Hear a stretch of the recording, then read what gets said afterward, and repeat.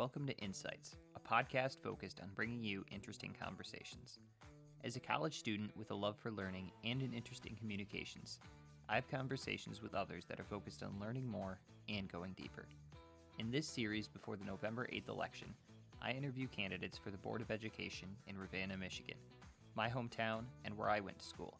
I hope these conversations help you learn more about who these candidates are, what they believe, and really, just get to know them better. Before we begin, I have to include a disclaimer. Some of these episodes were recorded at Ravenna Baptist Church and Ravenna High School.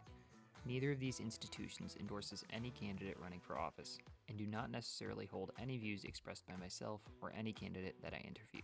Their facilities were simply used as spaces in which to record. One final note. I have my own personal beliefs and views just like everyone else. Doing these interviews exposed me to a lot of new ideas, many of which I'm still forming my opinions on. I do not endorse any specific candidate. However, you may see some of my personal beliefs come through as a natural part of the discussion. Please reach out if you have any questions or concerns. I'd be happy to discuss anything that was said. With that out of the way, please enjoy my conversation with Mr. Joshua Emery.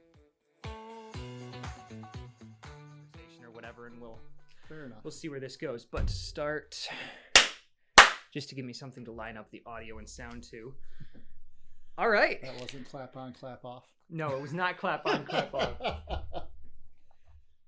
Perfect. All right. Well, first of all, thank you for taking the time to do this. I appreciate it. I know I'm sorry for the rush, short notice and everything, but this worked out really well. Thank you for coming or I guess me coming here, letting me come in here and set up and allowing me to do this. So just to give you some background, I'd love to learn more about each of the school board candidates and all of that. I wanted to find a way to put that out to the community. So I figured, why not do a podcast? Why not check with each of the school board members individually and see where this goes? So I guess that's why we're here today. So thank you for coming on. I appreciate it. You're welcome. And I think it's a great idea, to be honest with you. Although I will tell you right now, ironic part. Yeah. This is making me feel nervous like you used to in school and you still do with your college now. Mm-hmm. It's funny because it reminds me of all those tests that you used to take as a kid. Yeah. Am I prepared? Yeah. Well, no worries on that either. No, it's just a conversation with mics in front of our faces. I did give you the one that's not right in front of your face, so hopefully it's not too bad. Yeah. Let me just make sure we're recording on all of these. And we are set to go. All right. Whew. All right. So I know obviously most people in Ravenna would know Ravenna pattern. They know the Emery names. But for those who don't, tell us a little bit about Josh Emery. Just background, history with Ravenna, how you grew up around here, any of that type of thing. Well, I can tell you I'm born and raised here. Yeah. And, I started at St. Catherine's before I went to Ravenna Public. Yeah. And I really, really enjoyed my entire going through school here. It was a very unique experience. It was interesting as I traveled further and further from Ravenna, and I learned how more and more unique we are as a community. For sure, yeah. And it was different phases of my life, so you start out at school and you're just, it's, how to explain, it's just part of the culture that you're involved in this, you're involved in that. It's just right. One of the unique things about it being a small community is there's a lot of opportunity and there's only so many individuals. Yes. So you get involved. I can remember being Odyssey of the Mind when I was, in elementary and middle school. And it's funny because I have a career here now where it's problem solving every day. Okay. Learning to communicate with different types of people. And I was like, that's a skill set that was great that I was able to have during growing up. And yeah, then I went on to high school, and you get the team building thing, the education you got at school, and then the extracurriculars of being part of the team, right? Team building, all those kind of great things. Inside, outside of the classroom, yeah. That was one of the great things about the community that I grew up in. Is all these things. It wasn't separate parts of your life. Everything was something together as a community. And I really, really enjoyed that. I went on to Michigan State where I got my degree. That's right. Yeah. It was interesting. I can remember I had Scott McFerrin as one of my teachers for chemistry, right? Yeah.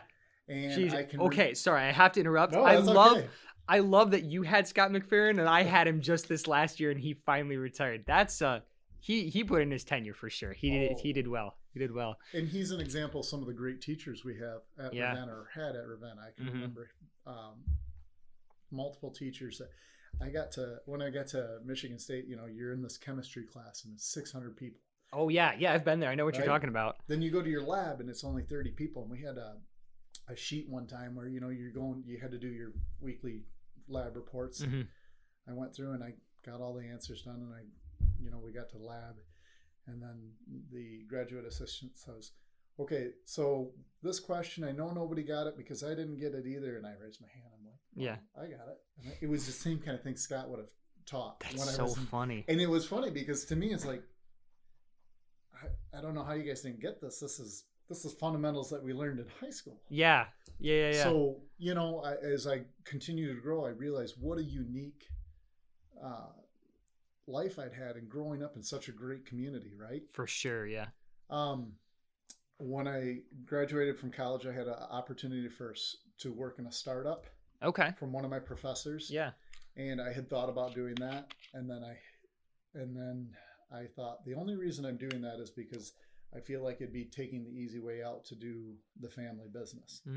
And the family business is everything that I love, and I grew up in. It's engineering, it's communicating with people. And it's funny because when I finally stood back and just kind of looked at it, I'm like, why am I wasting an opportunity of something that I enjoy, and my abilities and aptitudes are matched in that area? So that didn't make any sense. Yeah. So eventually I decided I would work here.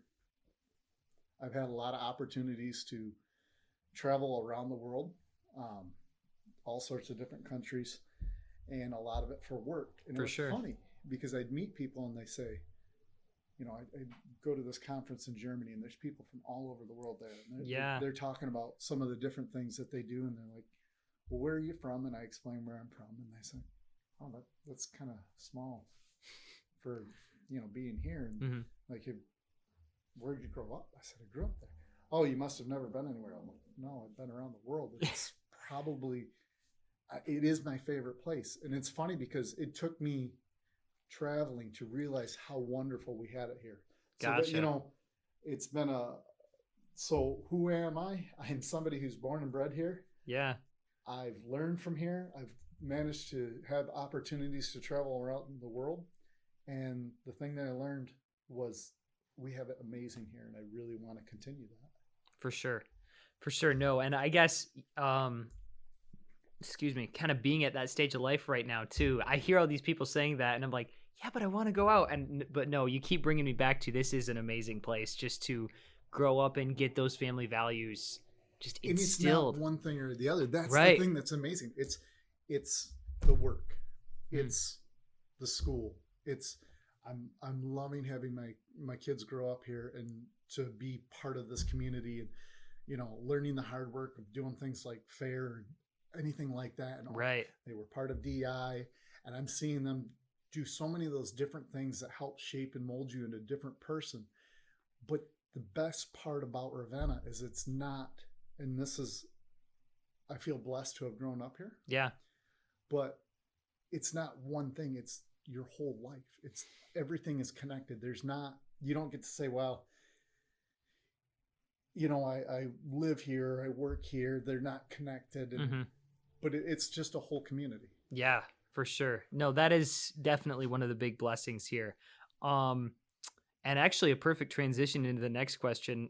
We can obviously see you love Ravenna. This is obviously about school board. So what's your reason for running for school board then? Is it like a particular issue, like just your general love for the community? I know you've got kids in school. For those who don't know, I've been to school with his kids. They're pretty great. But yeah, no, what's your reason for running for school board around here? It sounds really cheesy and it sounds corny, but it really is that I love my community. I really do. My wife had really encouraged me as well. She, ironically, she grew up in Oak Ridge. Oh, no way! I didn't know Well, that. actually, technically, she has a Ravenna. Her zip code was 49451. Yeah. And her phone number was your standard Ravenna 853 number. Yep. But she went to Oak Ridge. That's so funny. I didn't know that. Yeah. We met in on one of those things that you talk about growing up here, and some of the different opportunities that we had. I was able to go to Close Up when I was in high school, and that's where I met her. Gotcha. But she encouraged me too, and I really, really love everything that I grew up with. And I know things are going to change, and I know things progress. That's not necessarily a bad thing. That's a good thing. But I want to make sure that those opportunities, those same kind of things that we saw as students, you more recently, me far long ago. But I'd like to see. Can't have been that long ago. 98. That was a while ago. Gotcha. But no, I just want to see the kids to be able to have those opportunities to see it. I want them to go to a Big Ten university and tell their grad assistant, I only came from a school this small, but yeah, I can show you how to do it. I want that level of, I honestly feel like we have an amazing thing, and I feel like we have some of the best, and I just want to see that continue. For sure. It's funny. I was getting ready for this interview. I was thinking about the class I graduated with is probably, I think it was less than 60 people. Oh, jeez. And I was trying to remember the number of doctors that were in that class and, who went on to get their doctorate. And it is a ridiculous number for a class that small. That's funny. Wow. Obviously, Bonnie just down the road, Steve Johnson, Dan Roberts. I mean, it's just, it amazes me that it's a good chunk of the class. Yeah. For a class that small. And yeah, I guess that's one thing too. I'll wait till later in the interview, but that's one of the things. Yeah, no, that's beautiful too, though. Like just seeing, hey, I had this experience and I want to keep giving it to people. I want to make sure this good thing we have here keeps going and gets better. I totally see that too. Yeah, so going into that, hitting some, I guess, a little bit more specifics. And I am watching time here just because I want to make sure we have a soccer game after this. I want to make sure you get to the game on time for that. What do you believe is the most pressing issue for the school board right now? Something they need to address in these next upcoming months if you were elected, that would definitely be on the table or on your plate for that time. The exit interviews I've been doing, had a chance to be a part of. Yeah. I've really enjoyed those.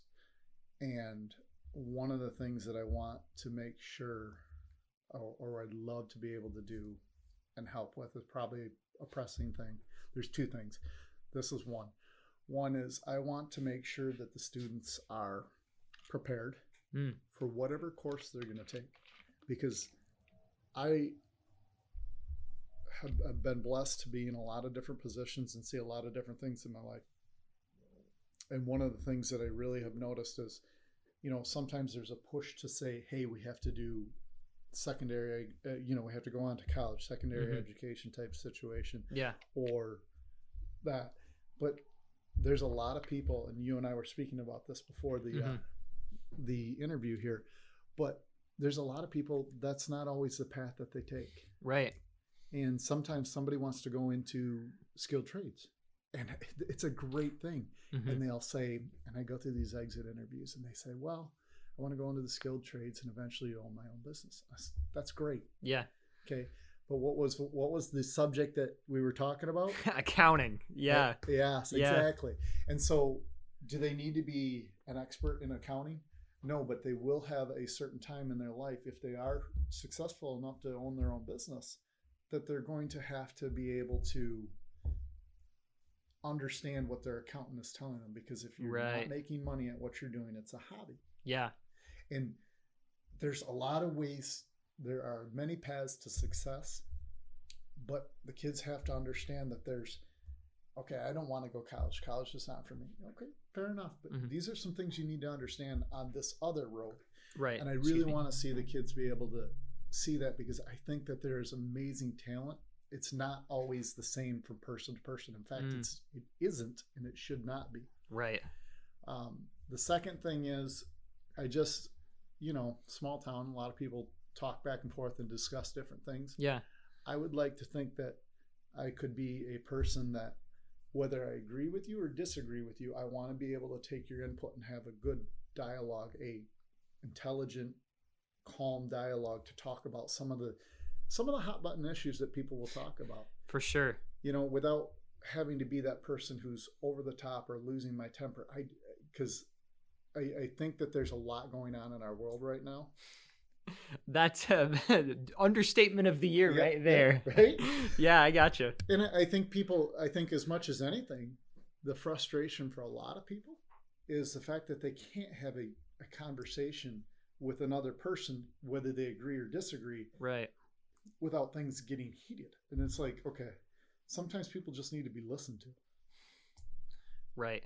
So that would be the two things for me. Yeah, no, sort of. I don't know if mellowing out the waters is the right term, but just being that person who can say, hey, let's come together and at least be able to talk, right? I think, like, even more than just Ravenna, that's a nationwide issue right now, too. Like, absolutely. Free speech and everything. If we can't talk about our problems, there's no way we're going to get a solution. And if you're not willing to listen to the other person or listen to, see, I'm an engineer, so I always am going to revert back to numbers and logic. Right. But to be able to have that conversation, to be able to say, okay, this is the way I see it. Okay, well, that's how you see it. Let's look at the information and see what it bears out, and be able to continue to dig deeper into whatever the situation might be. Right. Getting behind that emotion and seeing. Get behind the emotion and let's see what the real issue is, as opposed to just saying, okay, this is what I see. Wow. Right. Yeah, it's a pretty big world out there. Yeah, you shut some doors pretty quick with that method. Yeah. No, and what, just piggyback to ask you with the exit interviews.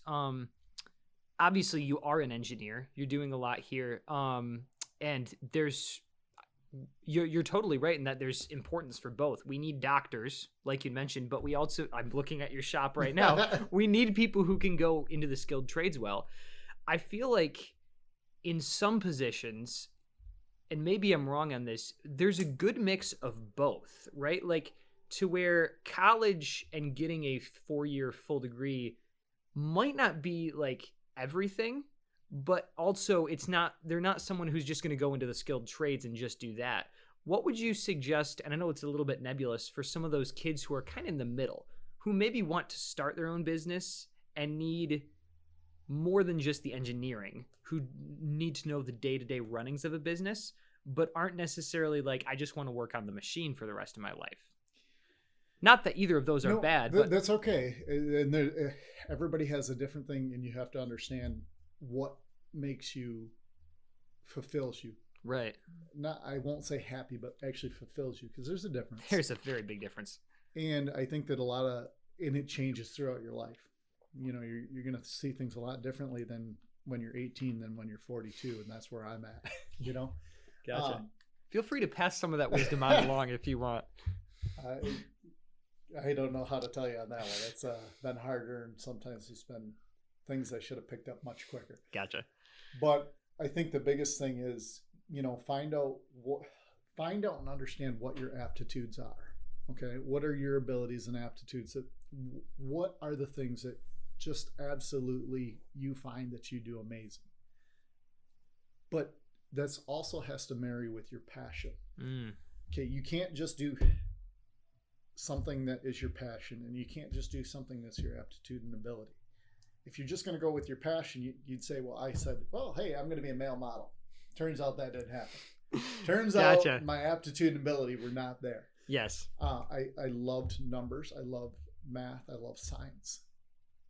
Okay. And I was good at those things. Okay. So now I found where my passion and my aptitude and abilities all meet up. And I think that the biggest thing is getting out there and trying things and try to figure out what you enjoy. And sometimes that means getting a job, finding out, hey, I kind of like this job. I don't like this job. And it's okay to, hey, have a job that you absolutely love and something that you can grow into, but it's also okay to have a job that you don't like at all so that you understand you don't want to do that the rest of your life. I know what you're talking about there, yeah. But it's amazing how many people don't understand that learning what you don't want to do is almost as important as what you do want to do, yeah. I mean, think about it. What do you learn more from, your mistakes or your successes? Oh, the mistakes hit you right in the gut. Yeah, exactly. Yeah. No, that makes sense. So, and I guess that's kind of something I'm thinking through right now. But you're saying for a lot of those kids, advocating more of an experiential learning. Like, obviously, there's only so much you can provide in high school, but just getting them out there and encouraging them. Get out there and see what's out there and just absolutely try to. And sometimes it's a job. Sometimes it's extracurricular. You know, I know you do a lot of volunteer work. And that's the kind of thing where you can get out there and you can say, well, I moved in, this elderly couple today. I don't think I want to be a person who does physical labor the rest of my life. Gotcha. But I mean, it seems obvious and funny, but it's there. It's funny how sometimes you get the mental knowledge, but you need that experience just to drive it in too. Absolutely. Because there is no replacement for experience. For sure. No, that's very clear. Yeah. And for those same kids, I would say, don't be afraid that you made a mistake and to move in a new direction. Give it its real due, whatever you're doing. Right. Your employer, whoever it is, wants you to do well at the job or whatever experience you have. Yeah. Yeah. And, obviously with the shop here, there are a lot of people who get hired here from Ravenna and local areas. And I've had people who I know that are friends. I myself don't do the hiring for exactly this reason. Excuse me. But they've come in, offered a position, tried the position, and after a week or two, they said, this is not for me. And I said, that's okay. I'm glad you said that before we're 6 months down the road and you hate your life. Yeah. And the production's not there. It's okay to say, this is not for me. Gotcha. But sometimes when you're doing that, you find it kind of how I felt coming out of college. It took me 4 years, and then I just realized, why am I not doing that? Because I actually enjoy it. And that was my aha moment. And most days I enjoy it, and there's days I kick myself. But I gotcha. But no, overall, that would be my advice. Gotcha. No, that's great, and it'd be interesting to see ways to implement that too. Maybe if we have time, you can speak to that a little bit. But just another question along with that. What do you believe the role of the public school in the community is, right? So in a small town, I get it's different than a big town, but on the base level, it's a government institution that is meant for learning, right? Well, that sounds horrible when you put that on paper. What is the role of the public school in this community, do you feel? What is the role of Ravenna Public Schools? And then how do you feel the school board or ways you might advocate for that if you were elected? So funny thing that you asked this. Yeah. And then, so when I went down to the courthouse to put in my application, and they send you all these different documents, and it tells you what is the duties of a school board. So I'm reading through it. I read through it. It says, educate students, provide for safety and welfare of students, acquire and dispose of school property, determine matters relating to school employees and contractors, control the expenditure of receipt of school funds, and make joint agreements and cooperative arrangements. And I thought to myself, well, that's pretty black and white definition, right? Very broad, but it does nail it down. Yeah. But that doesn't show any real, it doesn't show really, it's what you're supposed to, it is what your duties are, but it doesn't really give any detail, right? Right. Yeah. Sorry, I'm just going to move this just a little bit. Sorry. No, you're good. You're good. That was my bad on the setup. Should be fine. So anyways, as far as the duties, those are the duties, right? That was my next question too. You followed up on that. But the duties are beyond that. and this goes back to one of the questions you asked me earlier about what is pressing to me? What do I think is important? Well, all those duties are important, and they are what a school board member does. But it has to be, and this is what my goal would be, is to be a reflection of the community itself. So when we say educate students, the education of the students has to be a reflection of what the community desires. And that's where, okay, so when I was talking about some of these people are going to want to go on to college. Some people are going to serve in our armed forces. Some people want to go into skilled trades. Gotcha. And so to me, educating the students based on the community's desires, because this is an elected position, correct? Correct. And so if you're not doing what people want done, then you're not doing your job. So I guess to me, it's all these different duties, but keeping in mind what the community wants. Gotcha. So that, and when there are disputes as to the direction of what the school is doing, having that open-mindedness to be able to have the conversations. Right. Back to what we were talking about. Yeah. Yeah. It really, it's kind of circular. It's funny because, I was looking through your questions before, but that's to me how it works. Right. No, that makes a lot of sense too. So just one question with that, because I totally agree. And honestly, I wish politicians were more like that, like represented the interests and needs of the community. And that's a good point too. Not just interests, but needs. Yeah, for sure. Is there ever a time, do you think, not to say that you would, is there ever a time you think that a member of the school board should not do what specifically the community wants for the greater good of the community? Ooh, and I'm sorry, I'm throwing that really hard question off at you. That's a good question.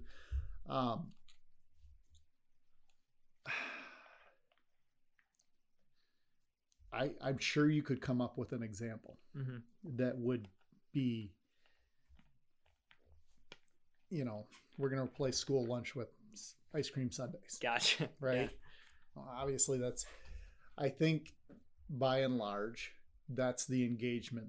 You really have to engage the community then at that point. If there, as a school board member, you see something that maybe the community says this, but you can see the greater good is this. I don't think you can just push whatever your own personal agenda is on people. I think you have to persuade using facts, using logic, and get people to understand, hey, this is why we're saying this is for the greater good. A good example might be safety at the school.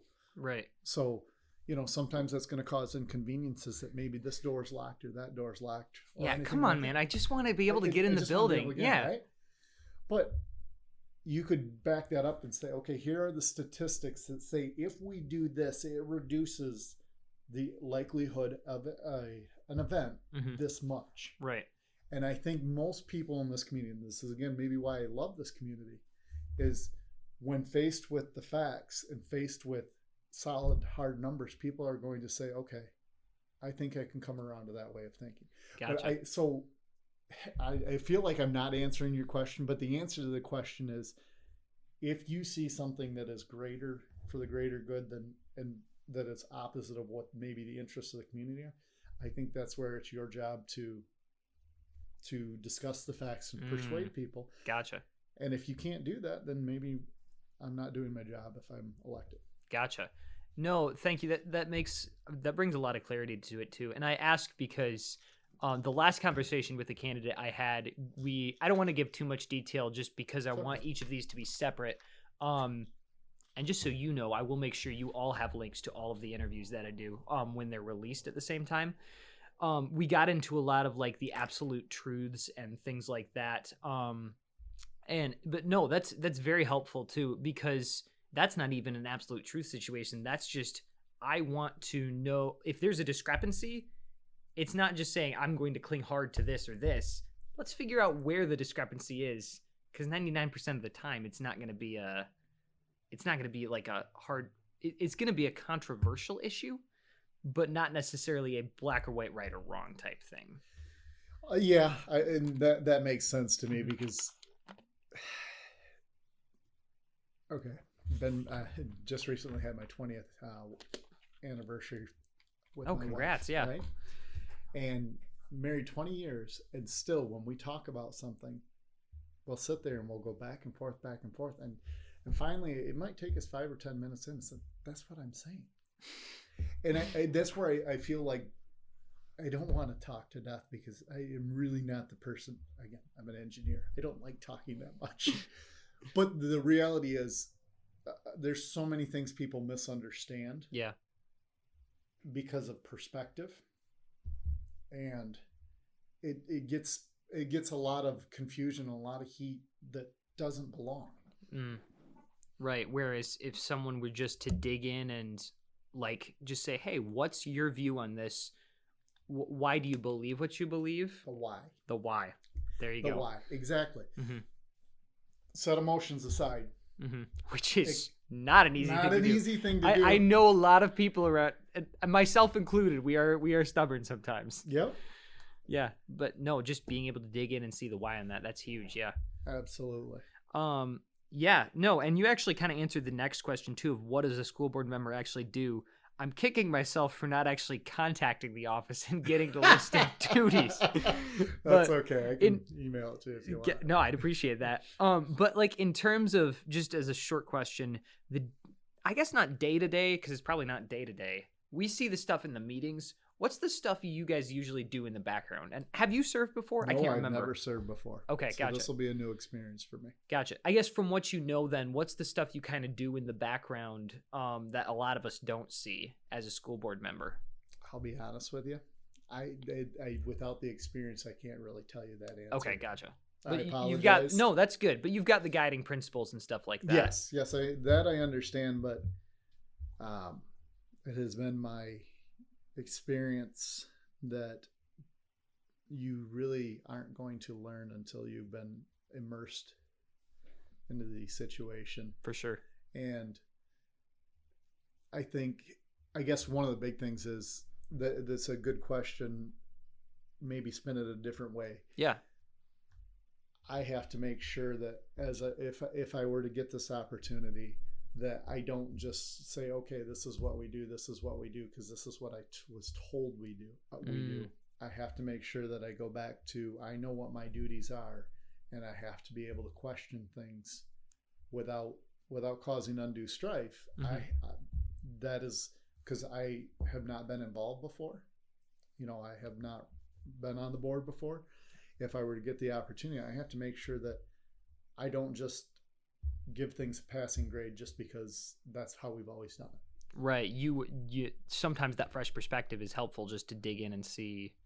I know from my business experience here that the chances of this business continuing to be here to this day would not exist if we continued to do things the way we always did them. And we don't. And this, maybe this is my background, so this is how I parallel things. Right. But we don't change things just to change things, but neither do we stay the same because that's what we did yesterday. There always has to be a reason. Mm-hmm. And going back to the duties, right? What are we supposed to do? What are our core duties? Mm-hmm. What do we have to do every day? And if we're not doing those things, if we're not succeeding in those things, what are we going to do different tomorrow? Because the definition of insanity is doing the same thing over and over again and expecting the same results. Or yeah, for sure. No, that maybe helps that's a different spin to put on it. No, I appreciate it too. And very well answered too. Because especially the business background, I'm sure gives you a lot of insight into like the kind of behind the scenes stuff where it's not every day you're cranking out on the machine, but you've got a lot of stuff in the background that would give you experience to that. You always have to have things in motion. Right. No, that makes sense. And never have just a plan A. That is, yeah, for sure. Another question here. How will you stay focused on the students as a school board member? Feel free to go as broad or specific on this as you'd like. That's actually pretty easy for me. Mm-hmm. You know that I have 4 children in the school system. Mm-hmm. Probably my biggest challenge would be making sure that I am understanding of what's going on at the elementary school because I'm a little more disconnected from that now. Gotcha. Your youngest is in which grade? My youngest is in 7th grade. 7th grade. Okay. And I got to get this right because we're. Yeah. I gotcha. Hey, we can always edit it out. It's all good. No, she's a 7th grader. Gotcha. But yeah, I have 3 in high school right now, 1 in 7th grade. So Gotcha. I'm very familiar with the middle school and the high school, Mm-hmm. but I haven't forgotten my kids' time in the elementary. And, For sure. To me, the biggest thing would probably with the students themselves is just being able to see my own kids, but getting out into the community and meeting a lot of the different kids and it's funny because, I talk about my wife and she has been so connected with the school and whatnot. And, I get a lot of input from her as well. Gotcha. Not gonna lie. There's a lot of input there. And, yeah. No, that's great. Having inside agents is always helpful for sure. For sure. No, another question for you. And I think this ties back well to what we were talking about before. Staying focused on the duties and all that. How do you keep the personal out of the professional? And I guess that can go in terms of ego. It can go in terms of anything, really. How do you make sure that you stay focused on what the duties of the school board member are without necessarily bringing in stuff that shouldn't be there? Like my kids. Like your kids. Exactly. How do you do that? Mm-hmm. Relying more on logic than emotion. Gotcha. I really, it's so much a large part of what I do every day in my life. Mm-hmm. If a guy's working out on the floor and he comes up to me and he says, "Hey Josh, this $3,000 piece of steel, we just scrapped it out. I can't fly off the handle. That doesn't work." It always has to go to the why did it happen, and we have to and the why it happened is a layers upon layers thing. It's not just well, I did this. Mm-hmm. Well, why did you do that? Mm-hmm. And you can continue to dig and you figure out whether it was the process, was it a mistake by the individual? And to me, that would be how I would approach things, is because a lot of people want to say, okay, I want to fix this problem. Are you fixing the problem or are you fixing the symptom? And that to me, those two are very different things. Yeah, it is. It is amazing how different they are. And it's an easy human nature thing to want to fix the symptom, but it's not fixing the problem. Right. Gotcha. So that would be simply put, using logic over emotion. And that's not to say disregard emotion either, because you can't do that, because people have issues they're passionate about. They're very passionate about and it. Warranted. It's very warranted. And if somebody's feeling passionate about something, you have to listen to that and you have to hear it out. Right. It's all one and the same, but in the end, you can't just say, okay, I feel this way today, so this is how we're gonna. It's like, well, okay, I feel this way today, but why do I feel this way today? And maybe we can come to a solution. I'm seeing the 5 whys of manufacturing come out here quite a bit. Yeah, absolutely. Yeah. No, it's funny. I've got 2 cousins who are engineers, so I know exactly what you're talking about there. It's a way of life. It's hard. Sometimes it's difficult when I go home because, my wife or my children will say something, and why? Don't do that to us, please. Drives us nuts. That's funny. Yeah. No, that's good. My dad has done several things to me like that before too. So your kids are in good company. Next question here for you too. We're getting kind of to the end of this, but I want to give you time just to touch on anything you'd like. Ways for people. Wow. What are ways people can connect with you if they have questions or anything like that? I plan on dropping these a week or 2 before the actual election to give people time to listen. If people have questions and they want to reach out to you, what's the best way to do that? I'm easily approachable on the street. Gotcha. And I get it. You don't want to just give out your email to just swamped with stuff and all that. Like, no, that's whatever okay. works. Yeah. Maybe what I should do is to be able to set up a separate email account that maybe I can access, and I'll give you that information. For sure. Yeah, and I'll link that. And then we could do something like that, because I say I'm easily approachable on the street, but good luck finding me.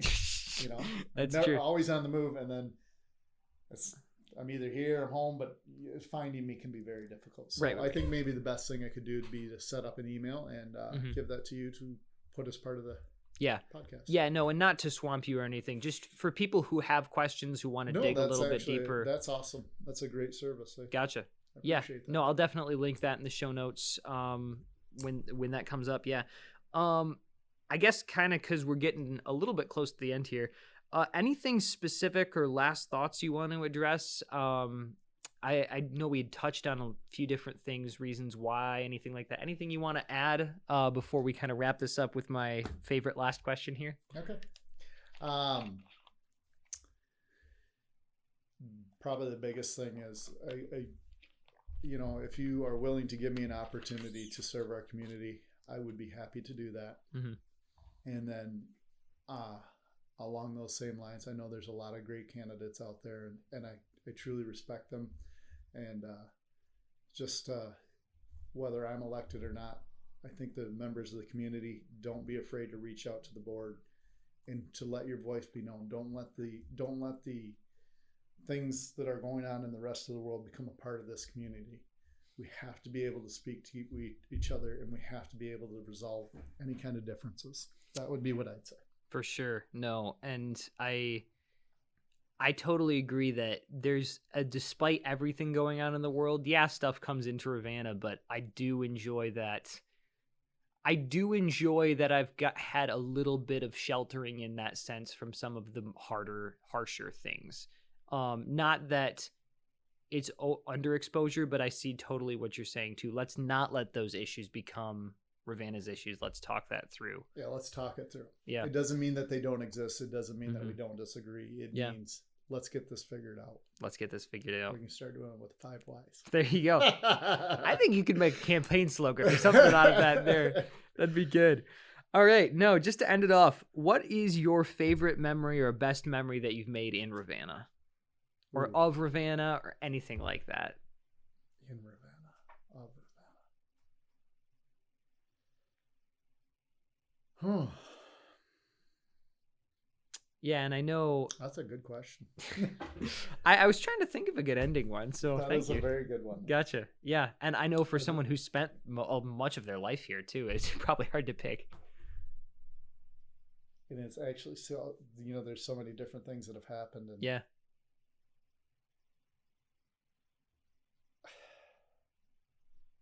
It was probably specifically in Ravenna, right? Yeah, we can go with that. Because then that'll limit it down a little bit. There you go. I can't talk about, hey, I was married in Traverse City, or hey, this happened there. Yeah, no, I see what you're saying. So now I can limit it down to things that only happened in Ravenna. And gotcha. Probably my fondest memory is actually my graduation from the high school. So many friends, so many good times together. It was such a bittersweet moment of, what is my next step in life? Am I leaving this place behind, never to see it again? Okay. Right. And to see that memory and to understand that my kids are about to go through it, and to know where I'm at now, and to even be able to have a chance to do something like this where maybe I get to serve my community, it kind of brings it full circle to me. Gotcha. No, that's sweet. Well, that about wraps it up. Thank you so much for your time. I appreciate you coming on and giving the community a chance just to learn a little bit more about you. Yeah, this is great. For sure. All right. This will be posted sometime soon. We'll figure that out. Thank you, guys. I hope you all enjoyed this episode of Insights. If you liked it, please leave a rating on Spotify or YouTube and comment on your thoughts. I'd love your feedback on this episode, the podcast in general, or ideas for future episodes. You can message me on Facebook or on Instagram at Isaac Cantola, all lowercase. I hope you all enjoyed. Thanks for listening.